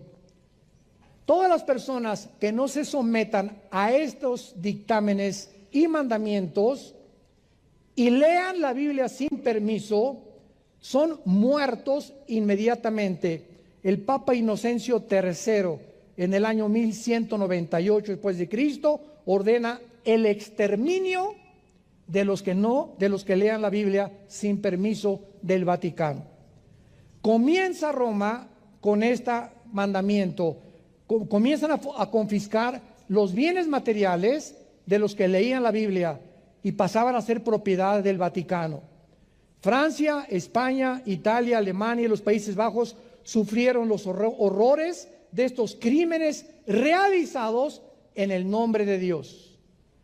Ahora que los 19 musulmanes radicales, el 11 de septiembre del 2001 de nuestro siglo, se fueron contra las Torres Gemelas de Nueva York y mataron a más de 3,000 personas, otro contra el Pentágono. ¿Saben ustedes lo que los ateos, tuve debate con 2 ateos en el año 2005-2006 en la televisión y en el radio? ¿Saben ustedes los argumentos que usaron? Es que usted, ¿qué nos viene a decir? La religión ha hecho más daño que el ateísmo, que Stalin, que Marx, que Hitler, que Saddam Hussein, etcétera, etcétera. Miren nada más lo que es la religión. 19 locos en el nombre de Alá se van y matan a la gente. Le dije, usted lo acaba de decir, esa es la religión, eso no es el cristianismo. Y estoy de acuerdo con usted, las religiones, como dijeron, es el opio de los pueblos, porque las religiones no salvan. Para eso vino Jesús. Yo soy el camino, dijo Jesús. Yo soy la verdad y yo soy la vida. Entonces vean lo que los mismos ateos usan y esgrimen para atacarnos a nosotros, diciendo que las religiones y también la Inquisición, que mandaron matar judíos y mandaron matar homosexuales y negritos y gitanos porque no se sujetaban al Vaticano. Eso es lo que hace la religión, es el opio de los pueblos. Yo les dije amén. Imagínense la cara con la que me veían, ¿verdad? ¿Cómo que amén? ¿Cómo? Sí, porque yo estoy de acuerdo con ustedes. Yo no vengo a compartir una religión, ni usted tiene una ignorancia tan grande. Elige un ateo que tenía 3 doctorados en ciencias políticas y de filosofía. Le dije, usted es tan ignorante que antes de discutir conmigo, conozca lo que la Biblia dice. Yo conozco sus bases filosóficas, pero si usted conociera la Biblia y lo que es la diferencia entre la religión y el cristianismo, no estaría hablando la sarta de marihuanadas que habla. Ante esta situación, imagínense ustedes nada más, tan terrible en Europa, se levantan hombres llenos del Espíritu Santo. Dios siempre ha tenido testimonios. Petrarca, 1304, siglo XII y XIII, gran caudillo del Renacimiento, se para enfrente del Vaticano y le grita a los papas, cueva de ladrones, hijos del diablo. A Petrarca lo cuelgan y lo ahorcan en Venecia y lo condenan a muerte. Juan Wycliffe, 1324, profesor de la Universidad de Oxford, Inglaterra, predica contra la tiranía del Vaticano, del clero, se opone a los papas, a los cardenales, a los monjes, a los monasterios y defendiendo el derecho del pueblo a leer la Biblia. Juan Hus, 1415, rector de la Universidad de Praga, discípulo de Wycliffe, predicador intrépido, ataca los vicios de los papas. En aquel tiempo los papas eran homosexuales, los ordenaban a los 12 años, 3 o 4 papas matan a su familia. Dice, ¿cómo es posible que estos hombres se estén atreviendo a decir que son los representantes de Dios? Giacomo Savonarola, 1498 después de Cristo, originario de Florencia, Italia, denunciaba como un profeta hebreo el sensualismo, los vicios y los pecados del Vaticano. De forma milagrosa, la ciudad de Roma estuvo a punto de reformarse, pero el Papa Alejandro VI lo quiso callar haciéndolo cardenal. Savonarola lo rechaza, lo ahorcan y lo queman en la Plaza Mayor de Florencia, 19 años antes que Martín Lutero publicara sus 95 tesis en Wittenberg, Alemania. Viene Martín Lutero y era un monje atormentado en un monasterio en Alemania. Encabeza la reforma que se llamó protestante, porque los que se oponían a Roma se les llamaba protestantes, porque protestaban contra el Papa. Nació en la ciudad de Eisleben, Alemania. Ingresa a la Universidad de Erfurt, 1501, y estudia leyes, se recibe como abogado. En 1505 ingresa a un monasterio y en 1508 leyendo el libro de Romanos, a escondidas. Nadie sabe cómo apareció Lutero con este Nuevo Testamento. Descubre que la salvación no es por obras. No es por el cardenal, no es por el papa, no es por los santos, no es por nadie, sino por la fe en lo que Cristo hizo en una cruz. Él comienza a descubrir que no son los sacramentos, ni las peregrinaciones, ni los sacrificios a la villa, ni las indulgencias, ni las buenas obras, lo que el Papa y el Vaticano imponía al pueblo. El Papa Sixto IV, 1476, había aplicado las indulgencias, o sea, pagar por disminuir los dolores en el purgatorio. Entonces citan en 1517 a Martín Lutero, y comienza Martín Lutero a horrorizarse, y en 1517 va y cuelga en la puerta principal de la catedral de Wittenberg las 95 tesis. Esto dice Roma, esto dice la Biblia. La mayor parte de los papas, imagínense, ahora sí que le echó gasolina al alacranero, y en 1520 el Papa León X lo excomulga y le ordena que bajo pena de muerte se retracte en 60 días. Lutero quema públicamente esta bula papal en 1520, y entonces Carlos V le llama a Lutero, el emperador del Sacro Imperio Romano, Alemania, Austria y España y Países Bajos, para que se presentara a la dieta de Worms. Y entonces ahí están todos los cardenales, y ahí está el Papa, y llega Lutero con la Biblia en la mano. Y antes de entrar les dice Lutero a todos: cualquiera de ustedes que me demuestre con este libro que yo estoy mal, me retracto. Todos, hubo un silencio sepulcral, nadie dijo pío, porque nadie pudo, ni siquiera leían la Biblia, imagínense nada más. Y entonces lo condenan a muerte, y Lutero tiene que escapar, y comienza a incendiarse Europa en lo que es la semilla de la Reforma protestante, y entonces el Vaticano comienza a llamarles protestantes. Ahora se nos llama hermanos separados. Y después de todo esto, el cristianismo con la Reforma protestante que se levanta, y las estadísticas comienzan a subir, tres siglos del cristianismo los echan al Coliseo, los queman a los cristianos, hacen antorchas vivas con ellas, los entierran en su orín, en su excremento, los hacen pegarse con muertos y con perros muertos para que ahí se mueran sin enterrarlos vivos. Después de todo lo que sufrieron, viene esta reforma ante tantos horrores y tantas herejías y tantos vicios de la religión, que la Reforma protestante comienza a incendiar Europa, y entonces por primera vez viene la llegada del cristianismo, desgraciadamente, no a Tlacomulco, ni siquiera a México, ni a Guatemala, ni a El Salvador, ni a Nicaragua. El cristianismo llegan porque Inglaterra es la primera nación que se opone a todo lo que el Vaticano, se rebela contra el Vaticano, y los cristianos de Inglaterra emigran y desembarcan en el año 1605 en el puerto de Rhode Island, en el estado de Virginia, Estados Unidos de Norteamérica. Y cuando desembarcan, los que venían huyendo de la persecución del Vaticano llegan a América con nuestros primos del norte con la Biblia en la mano. Y ahí viene la historia y la serie de televisión de los peregrinos y los fundadores. Y entonces Estados Unidos de Norteamérica es la única nación después de Israel en el mundo y en la historia, la única nación que ha sido fundada con los principios de la Biblia. Y actualmente, si tú vas a un tribunal en Estados Unidos, el libro sobre el cual juras tiene que ser las Sagradas Escrituras. George Washington, el primer presidente de Estados Unidos, dijo: sin la Biblia no se puede gobernar ninguna nación. Y entonces comienzan después a llegar a Estados Unidos los bautistas, colonizando Rhode Island, Virginia, bajo el liderazgo de Roger Williams.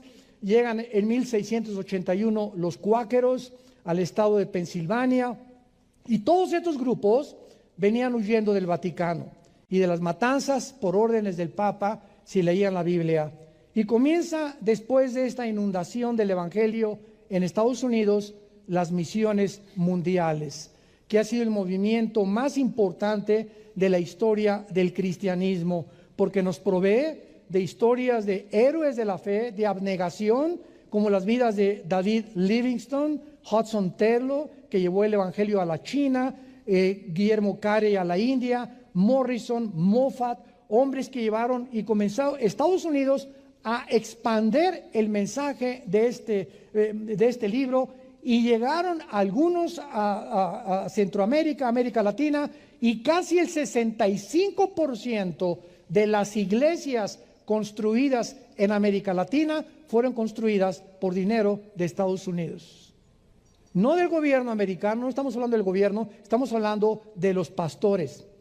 Y las universidades más importantes de Estados Unidos, escuchen, Harvard, Yale y todas las demás que se comenzaron a levantar en Estados Unidos, fueron fundadas, escuchen, por pastores. Harvard es fundada por pastores, Yale fundada por pastores para entrenar líderes. Y actualmente estas universidades son los bastiones más grandes del ateísmo, del agnosticismo, del humanismo, de todas las ismos que puedas mencionarme. ¿Por qué? Porque yo, aunque me dieran una beca para un hijo mío y mandarlo a Harvard, ni de chiste lo mandaba. Prefiero un hijo diablo, prefiero un hijo santo, bruto, que un diablo inteligente. Y hay padres, voy a mandar a mi hijo a Harvard y voy a mandar a Francia con el ateísmo francés y con la filosofía alemana que hay ahorita que prevalece en Europa, porque les van a robar todo aquello que nosotros les sembramos. ¿Qué pasó entonces cuando en Estados Unidos, después de este movimiento increíble, vino el inicio de la apostasía a mediados del siglo XIX?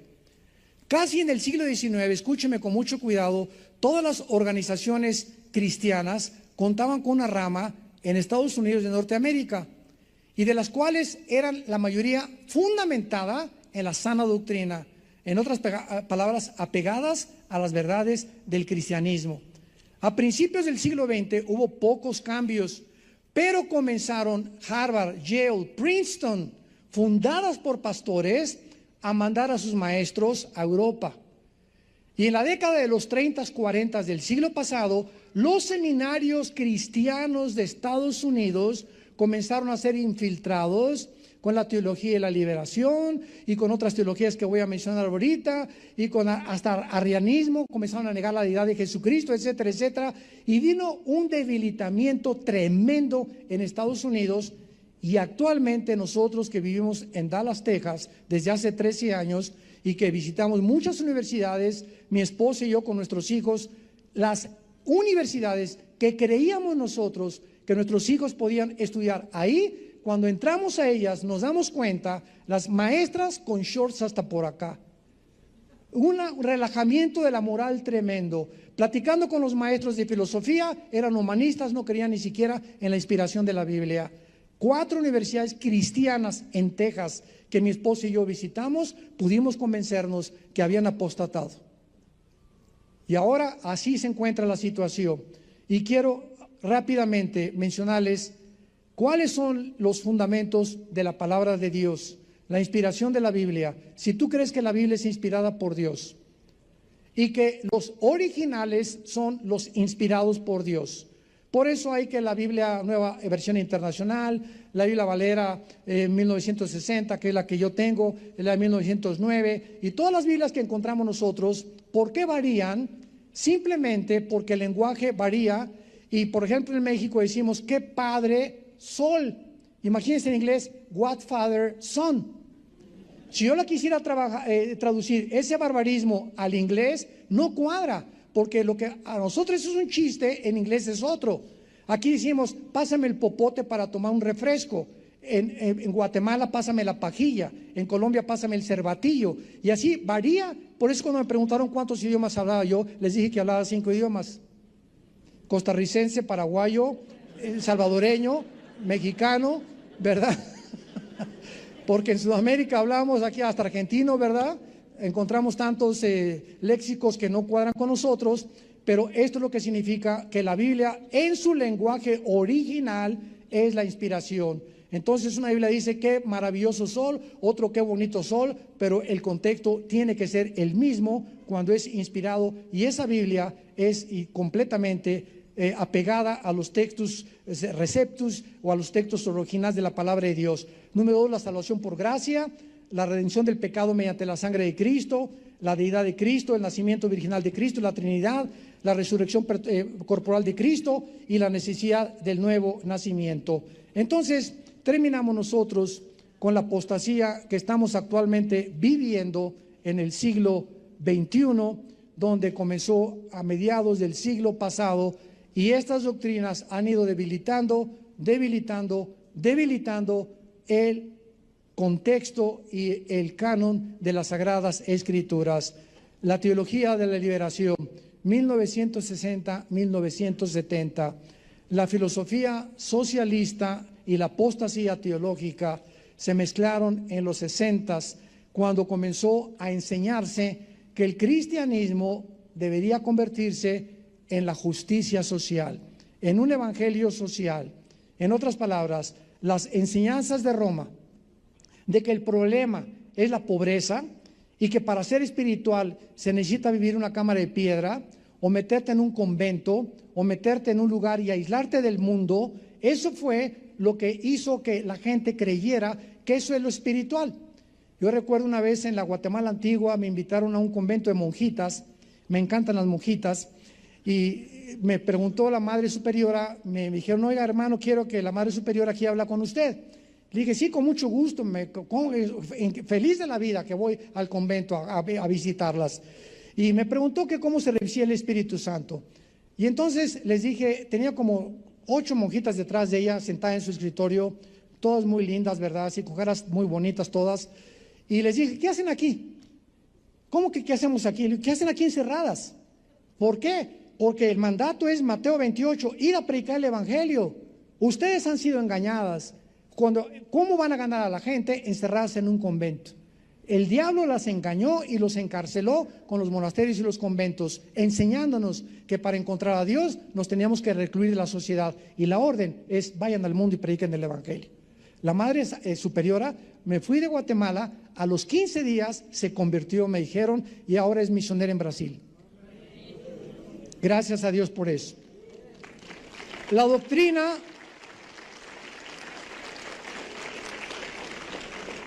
La iglesia tiene una obligación que es el evangelismo, el discipulado y las misiones. La iglesia no es una organización de beneficencia pública. La iglesia no está para poder satisfacerle a los pobres sus necesidades. Dice en Gálatas 6:10, a los que son cristianos, hazles mayores favores, porque se lo haces al pobre, se lo haces a Dios. Pero la iglesia tiene la obligación de predicar, discipular y mandar misioneros. Y cuando la iglesia se involucra en obras sociales, en prioridad a la evangelización y al discipulado, ha abandonado la doctrina de la palabra de Dios. Este es uno de los errores más grandes que actualmente se están calificando con la terminología de la justicia social. En segundo lugar, entró la doctrina de la prosperidad. Los católicos enseñan que para ser pobre eres espiritual, válgame Dios, y ahora entra el cristianismo que para ser espiritual tienes que ser rico. Y comienza a propagarse por la televisión y por diferentes medios la famosa teología de la prosperidad. En otras palabras, que Dios quiere bendecir a sus hijos. Y si no tienes 500 personas en tu iglesia, y si no es una iglesia con candeleros franceses y con alfombras persas, y si no tienes aire acondicionado, tú no eres un pastor de éxito. Porque las mega iglesias que tienen esto hacen competencia con los que no están, y los que tienen mega iglesia son realmente los que son bendecidos por Dios. Dios mío, Apocalipsis 2:9, la iglesia de Esmirna, tú eres pobre, pero no eres pobre, eres rico. Y cuando enseñamos que para ser espiritual no puedes ser pobre, nos damos cuenta que es un evangelio antibíblico. Nunca escuchen esto, jamás acabaremos con la pobreza, ni con las injusticias sociales, ni con las guerras, hasta que Cristo regrese. Así que el cristiano no es pacifista en el sentido de hacer desfiles y vamos a orar por la paz y que no haya guerra. Esto es antibíblico. Estas manifestaciones de pacifismo enarbolando el cristianismo están completamente equivocados. En tercer lugar, la infiltración del misticismo en los 70s con el famoso revolución del carismatismo. ¿Qué comenzó a pasar? Se comenzó a enseñar que se debería sentir al Espíritu Santo, con señales, movimientos, caídas, para estar seguro de tenerlo. Y se comenzó a enseñar la nueva unción. Vengan a recibir la nueva unción. Hemos hablado bastante de esto en la mañana, que es una sola unción cuando recibimos a Cristo como el Salvador. Ya no hay 2 o 3 unciones, hay llenuras, pero no nuevas unciones. Y se comenzó a enseñar que es mejor no hablar de doctrina, ni tampoco se necesita teología, porque las doctrinas dividen. Y se comenzó a enseñar al pueblo que deberíamos buscar experiencias místicas. Yo recuerdo que fui a una iglesia donde pasé y uno de los dirigentes así me puso una de esa y me quería tumbar. Y lo agarré la corbata y le dije, a mí no me tumbas, le dije. A mí no es el Espíritu Santo, tú eres el que me estás tumbando, no el Espíritu Santo.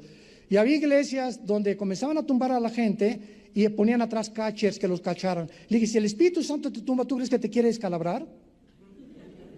¿Tú crees que te vayas contra una así, que te va a romper la cabeza? Si es del Espíritu Santo, déjalo. No, el Espíritu Santo no quiere matar a ninguna persona. No es que tiene que haber atrás alguien que los cache. Que cayó polvito de oro del cielo, lenguas, risa santa, vómito santo, chicles santos, bautismo con mangueras santos, ladridos de perros santos, rugidos santos, trapos ungidos. A mi casa y a la casa de ustedes llegaban sobres de predicadores que si yo venía una mancha de aceite que venía ungido ese sobre, y si yo mandaba $100, me protegían durante 10 meses de las maldiciones del diablo. Increíble, y la gente lo hace y lo sigue creyendo. Y finalmente cobrar por predicar y el ecumenismo. Desde 1985-90 comenzaron los predicadores a imponer un salario para predicar. Yo recuerdo que me hablaban en los 90, una organización en Sudamérica, hermano, queremos que venga aquí con mucho gusto, y me preguntaron cuál es su salario, cuál es lo que usted nos cobra. Le dije, ¿de qué me están hablando? Sí, o sea, ¿cuál es la cuota? Porque el último predicador nos cobró $500 la noche, con traje gris o con traje negro, con lagrimitos o sin lagrimita. Imagínense nada más, ¿no? A ese grado. Y les dije, hermanos, miren, si voy a orar, y si el Espíritu Santo me quiere llevar, lo único que les pido, páguenme mi avión y mis viáticos. Si me quieren dar una ofrenda, démela. Si no me quieren dar una ofrenda, no me la den, porque mi provisión viene de arriba, no viene de ustedes. Yo no dependo de ustedes. Y si voy es para servir a Dios, no voy para lo que me vayan a dar. Pero es increíble cómo ahora, y se los digo a los pastores, si una persona te cobra o te pone un salario, nunca lo vuelvas a invitar a tu iglesia, porque son mercenarios del Evangelio. Ellos no son predicadores del Evangelio. Y el ecumenismo es la organización que el Papa quiere ahorita, Francisco, unir a todas las iglesias del mundo bajo el paraguas del Vaticano. Y miles de pastores están yendo al Vaticano a hincarse delante del Papa. Pastores